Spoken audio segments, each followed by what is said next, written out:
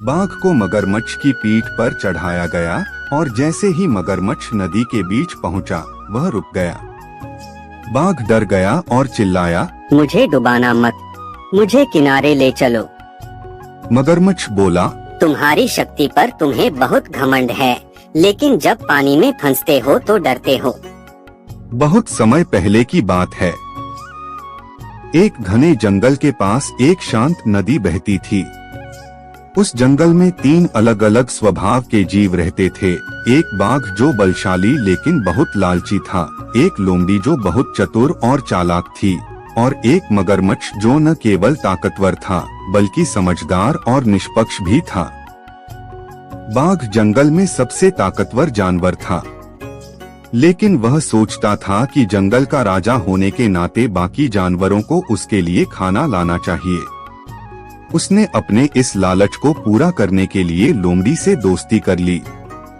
बाघ बोला, लोमड़ी तुम चालाक हो, मुझे खाना ढूंढने में मदद करो, बदले में मैं तुम्हें अपने साथ रहने दूंगा।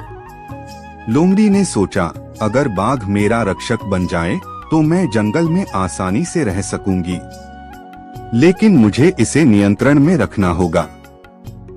कुछ दिनों तक सब सही चला। लोमड़ी बाघ के लिए शिकार ढूंढती और बदले में बाघ उसे दूसरे जानवरों से बचाता। लेकिन धीरे धीरे बाघ की लालच बढ़ने लगी।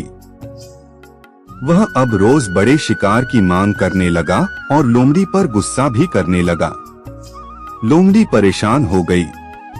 उसे समझ आ गया कि अब समय आ गया है इस बाघ को सबक सिखाने का। उसने मगरमच्छ से मिलकर एक योजना बनाई। लोमड़ी मगरमच्छ के पास गई और बोली, मित्र, बाघ मुझे हर दिन धमकाता है। मैं चाहती हूँ कि उसे उसकी ताकत पर घमंड करने से रोका जाए। क्या तुम मेरी मदद करोगे? मगरमच्छ बोला, अगर योजना न्यायपूर्ण है तो मैं जरूर मदद करूँगा। लोमड़ी ने कहा, हाँ, मैं बाघ को नदी के पार ले जाकर कहूँगी कि वहाँ एक बड़ा शिकार है। जब वह तुम्हारे पास आएगा तो तुम उसे थोड़ी देर के लिए नदी में रोक लेना। डर से ही उसका घमंड टूट जाएगा। मगरमच्छ मुस्कुराया और बोला, योजना अच्छी है, पर ध्यान रहे कि वह कोई नुकसान न पहुंचा सके। अगले दिन लोमड़ी बाघ से बोली, राजा, मैंने नदी के उस पार एक बड़ा और मोटा हिरन देखा है। अगर आप चाहें तो मैं आपको वहाँ ले चलती हूँ। बाघ ने खुशी से हामी भर दी। वे दोनों नदी किनारे पहुँचे।